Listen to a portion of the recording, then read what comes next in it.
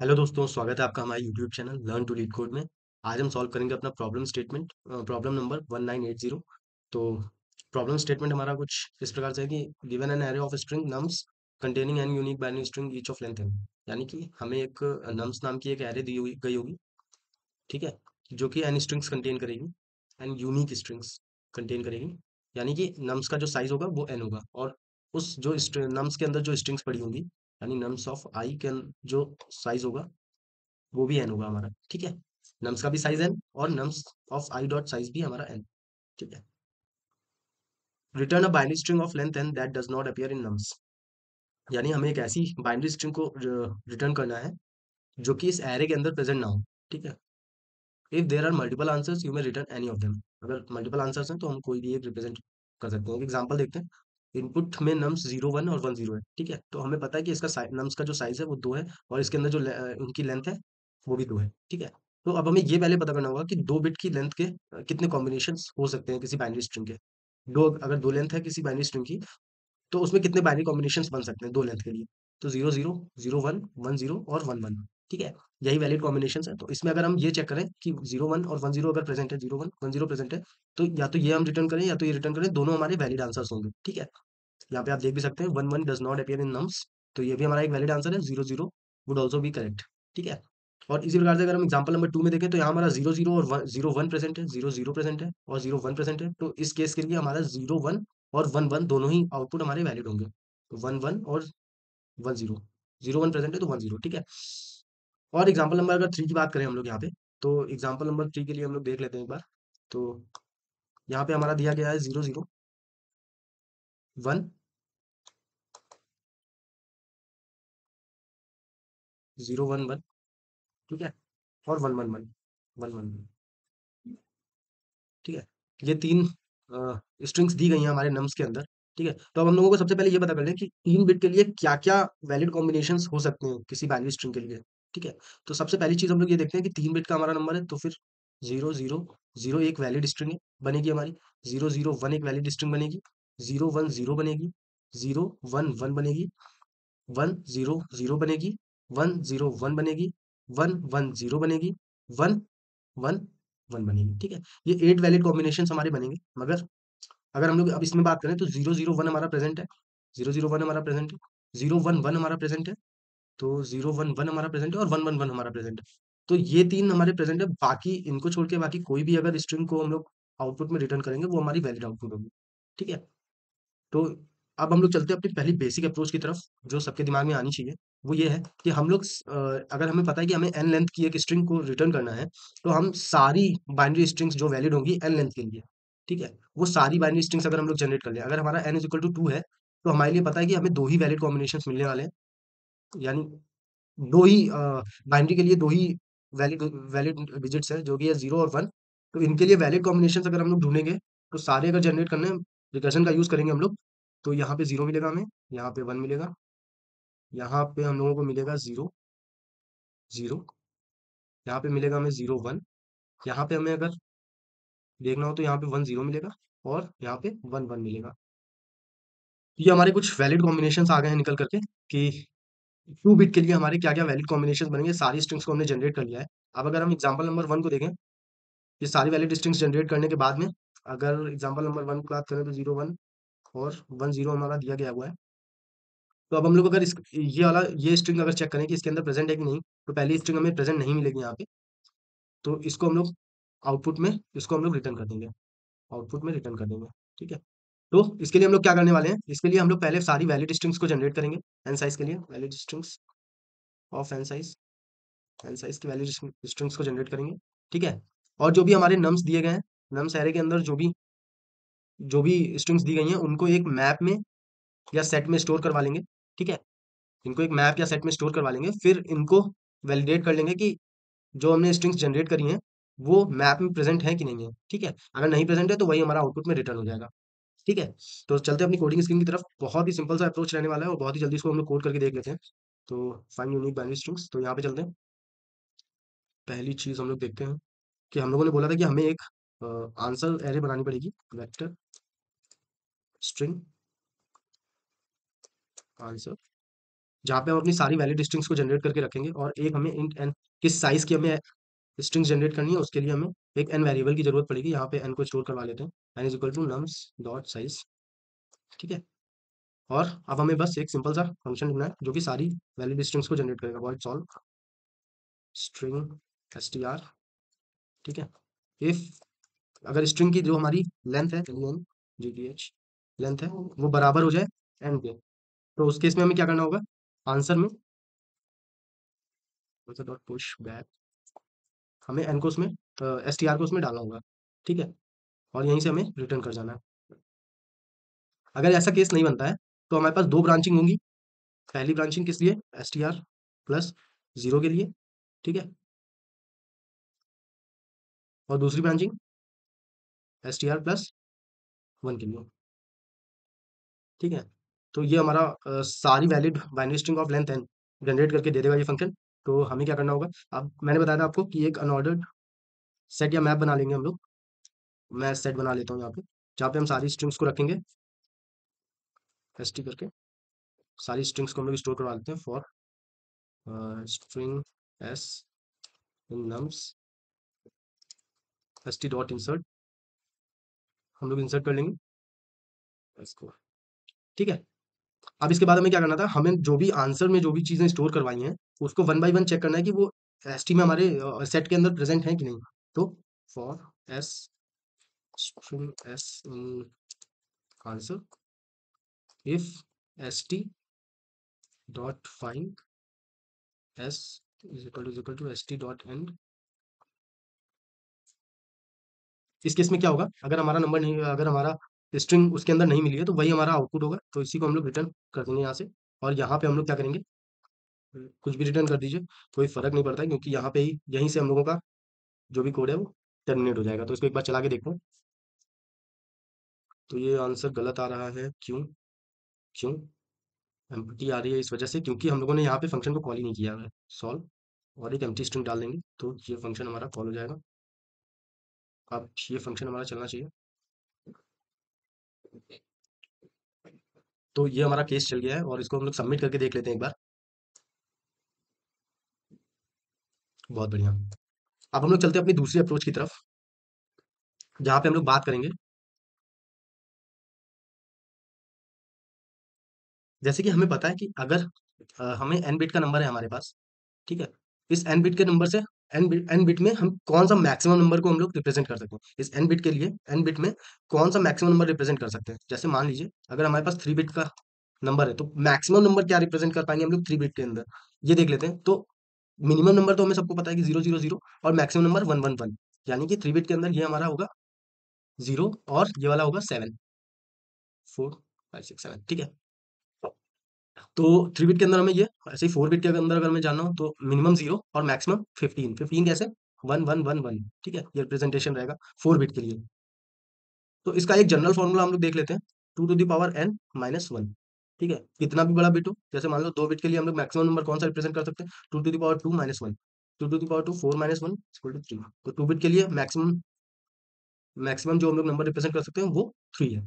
तो इसको थोड़ा सा ध्यान में रखेंगे, और अब हम लोग ये देखते हैं कि अगर मान लीजिए हमें पता है कि हमारे जो भी स्ट्रिंग दी गई है, ठीक है, उसके अंदर कुछ मान लीजिए 4 5 और 6 पड़ा हुआ है, ठीक है।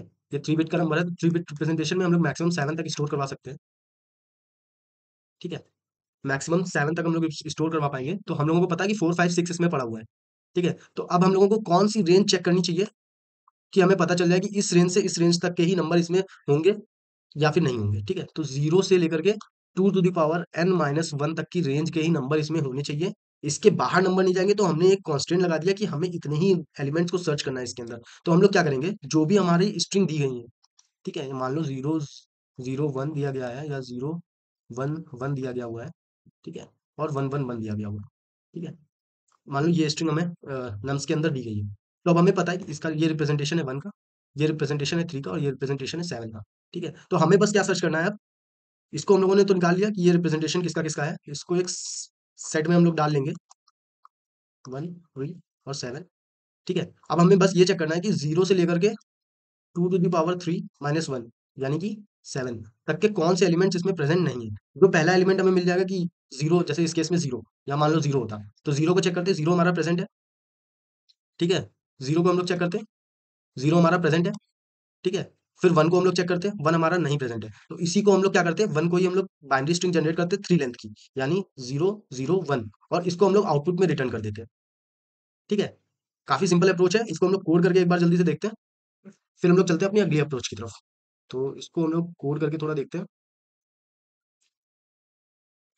तो सबसे पहली चीज, इन सब चीजों को हम लोग हटा देते हैं, और हम लोग देखते हैं कि कैसे कोड करना है। हम लोगों ने सबसे पहले क्या बताया था कि हमें एक अपना साइज निकाल लो पहले, nums डॉट साइज, ठीक है, ठीक है, इंट एक साइज निकालो कि मैक्सिमम साइज कौन सा रिप्रेजेंट हो सकता है इस एन बिट के लिए। तो हमने क्या बोला, एक पावर फंक्शन होगा टू टू दावर एन, ठीक है, माइनस वन, इतना मैक्स नंबर हम लोग रिप्रेजेंट कर सकते हैं किसी भी नंबर के अंदर, ठीक है।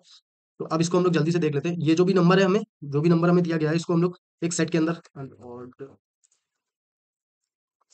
सेट इंट के अंदर हम लोग इसको चेंज कर लेंगे, ठीक है। तो इस सेट के अंदर हमें क्या करना है, ये नम्स का जो भी है इनका इंटीजर रिप्रेजेंटेशन हमें इस सेट के अंदर डालना है। कैसे डालेंगे उसको देख लेते हैं एक बार। For string S T R in nums, इसको हम लोगों को सेट के अंदर डालना है, S dot insert S T R, और हमें डालना किस इंटीजर फॉर्मेट में डालना है, तो एक फंक्शन होता है हमारा एस टू आई, इसके लिए एस टू आई करेंगे, और इसके अंदर हम लोग पास करेंगे अपनी स्ट्रिंग, और पोजीशन कहाँ से कहाँ तक, और बेस, कौन सा बेस है, ठीक है। यानी कि हमें ये हमारे जो नम्स के अंदर है वो बाइनरी में रिप्रेजेंटेशन पड़ा हुआ है, तो हम लोगों ने ये बताया इसको कि हमारी जो स्ट्रिंग है वो बाइनरी रिप्रेजेंटेशन में है, ठीक है। अभी ये जीरो जीरो आप स्किप कर सकते हैं, या एस टू आई को आप लोग पढ़ सकते हैं, जीएफजी पे जाकर के पढ़ लीजिएगा, थोड़ा छोटा सा ही है। और अब हमें क्या करना है कि ये जो भी चीजें हम लोगों ने सेट के अंदर डाली हैं, ठीक है, इसको जीरो से लेकर के to two the power n minus one तक की रेंज में चेक करना है कि कौन सा एलिमेंट प्रेजेंट नहीं है। तो for int i is equal to zero, i is less than size, size हम लोगों ने ऊपर कैलकुलेट किया, लेस देन इक्वल टू, फिर भी लेस देन इक्वल टू, ठीक है, आई प्लस प्लस। तो अब हमें इसको देखना है, if s dot find i is equal to s dot n, उस केस में हम लोगों को क्या करना होगा, इस केस में ये हमें पता चला कि ये नंबर हमें नहीं मिला है, तो इसी नंबर को हम लोगों को क्या करना होगा, रिटर्न करना होगा। तो इस नंबर को रिटर्न करने के लिए हम लोगों को पहले इसका जो वैलिड जो भी नंबर हमारा पड़ा होगा वो इंटीजर फॉर्मेट में पड़ा होगा, उसको हम लोगों को वैलिड बाइनरी स्ट्रिंग में पहले कन्वर्ट करना पड़ेगा। तो सबसे पहले हम लोग क्या करेंगे, उस नंबर को पहले निकाल लेते हैं, एक स्ट्रिंग आंसर ले लेते हैं, ठीक है। इस आंसर के अंदर हम लोग क्या करेंगे, जो भी हमारा नंबर मिला है हम लोगों को, उसको स्ट्रिंग में कन्वर्ट करेंगे। तो टू स्ट्रिंग नाम से एक s dot i dot to string, to string नाम से एक फंक्शन होता है, वेरिएबल फंक्शन होता है, उसमें हम लोग करेंगे। उससे पहले हम लोगों को क्या करना पड़ेगा, हम लोगों को ये बात पता है कि हम लोगों का जो नंबर है वो पड़ा होगा अब डेसिमल फॉर्मेट में, उसको हम लोगों को बिटसेट में कन्वर्ट करना पड़ेगा, ठीक है। तो सी प्लस प्लस के अंदर बिटसेट हम लोग यूज करते हैं, और इसके साथ हमें पता है, हम लोगों ने कॉन्स्ट्रेंट देखा था, हम लोगों ने यहाँ पे कॉन्स्ट्रेंट देख रखा है कि हम लोगों का जो कॉन्स्ट्रेंट मिला हुआ है वो है, जो एन की रेंज होने वाली है वो वन से लेकर के 16 तक ही होने वाली है, ठीक है। तो उसी के हिसाब से हम लोगों ने 16 बिट सेट हम लोगों ने 16 लिया है, क्योंकि यहाँ पे हम लोगों को एक न्यूमेरिकल वैल्यू डालनी होगी, ठीक है। और वेरिएबल वेरिएबल हम लोग यहाँ पे यूज नहीं कर पाएंगे, ठीक है। तो हम लोगों ने बोला कि हम लोग आई को बिट सेट में हम लोगों ने कन्वर्ट किया, और फिर इसके बाद हम लोगों ने इसको टू स्ट्रिंग में कन्वर्ट कर दिया, टू स्ट्रिंग स्ट्रिंग में कन्वर्ट किया, और ये आंसर में हम लोगों को, और हम लोगों को फिर रिटर्न क्या करना है, एन लेंथ की, क्योंकि ये 16 बिट की है तो हमें एन लेंथ की स्ट्रिंग को रिप्रेजेंट कर भेजना होगा, ठीक है। एन लेंथ को हम लोग कैसे भेजेंगे, यहाँ पे एन लेंथ की स्ट्रिंग को कैसे भेजेंगे, यहाँ से सब स्ट्रिंग निकालेंगे हम लोग, return n s dot substring sub s T r, कहाँ से 16 माइनस एन से लेकर के एन तक पूरी, ठीक है। और यहाँ पे हम लोग रिटर्न कर देंगे कुछ भी, क्योंकि यहाँ तक कभी एग्जीक्यूशन जाने नहीं वाला है। ये केस हमारे एक्सेप्ट हो गए सारे, और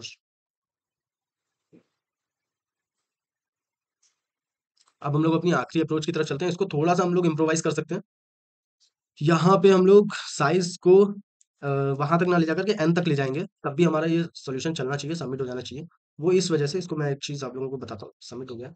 इसको मैं एक चीज बताता हूँ, क्योंकि हमें पता है कि हमें सिर्फ एन कंपेरिजन चाहिए होंगे, क्योंकि अगर मान लो कि हमें 5 नंबर, 7 नंबर रिप्रेजेंट करने हैं, ठीक है, और इनको हम लोग 3 बिट के अंदर रिप्रेजेंट करते हैं, ठीक है, मैक्सिमम 7 को हम लोग 3 बिट के अंदर रिप्रेजेंट कर सकते हैं, मगर हमें पता है कि हमारी इसका साइज 3 है, इसके अंदर जो रिप्रेजेंटेशन है वो भी 3 बिट की है और इसका साइज भी 3 है। तो हम लोगों को सिर्फ 4 नंबर ऐसे चाहिए, जीरो से लेकर के आगे 4 नंबर ऐसे चाहिए, 1 2 3 4, और बस यही चेक करना है कि इनमें से कौन सा एक ऐसा नंबर है जो नहीं प्रेजेंट है यहाँ पे। समझ रहे हैं ना? यानी 3 के लिए 4 कंपैरिजन बहुत है, 4 में से एक ऐसा नंबर हमें मिल जाएगा जो कि इसमें प्रेजेंट नहीं होगा, वही हमें आउटपुट में रिटर्न करना है। तो इसको थोड़ा सा इंप्रूव कर सकते हैं हम लोग यहाँ पे, टाइम कॉम्प्लेक्सिटी इसकी। अब हम लोग अपनी फाइनल अप्रोच की तरफ बढ़ते हैं, जहाँ पे हम लोगों ने एक चीज हम लोग देख सकते हैं, अप्रोच 3 की तरफ हम लोग बढ़ते हैं। यहाँ पे हम लोग देखेंगे कि अगर मान लीजिए 0 0 1 1 1 0 1 1 1, ये हमें नम्स के अंदर ये स्ट्रिंग्स दी गई हुई हैं। तो हमें क्या करना है कि अगर हमें मान लीजिए कि ऐसा नंबर चाहिए जो इनमें प्रेजेंट ना हो, ठीक है, तो हम लोग क्या करेंगे, एक रिजल्ट लेंगे, ठीक है, एक रिजल्ट ले लेंगे या आंसर ले लेंगे, कुछ भी ले सकते हैं, ठीक है। तो हमें अगर ये नंबर नहीं चाहिए अपने इसमें, तो इसका पहला डिजिट उठाया और चेंज कर दिया, ये जीरो था जो यहाँ 1 कर दिया, ठीक है, रिजल्ट में अपने ऐड कर दिया।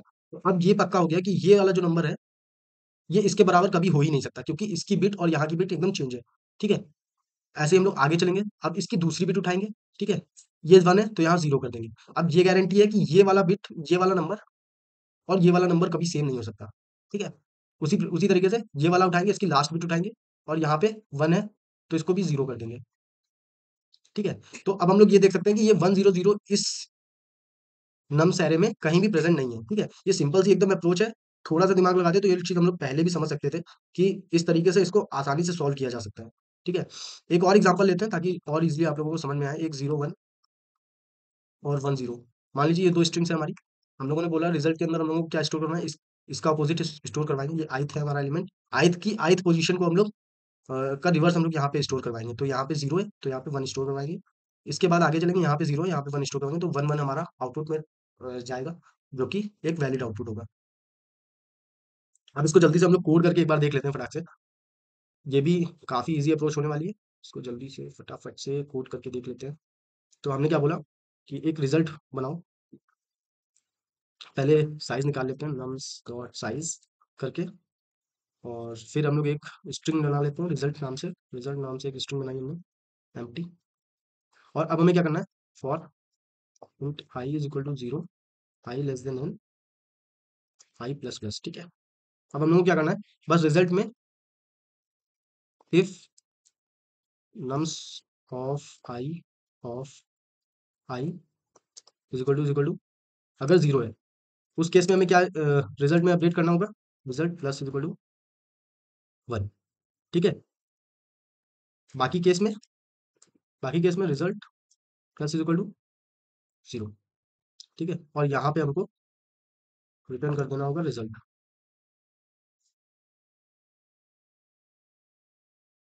तो ये सबमिट हो गया हमारा।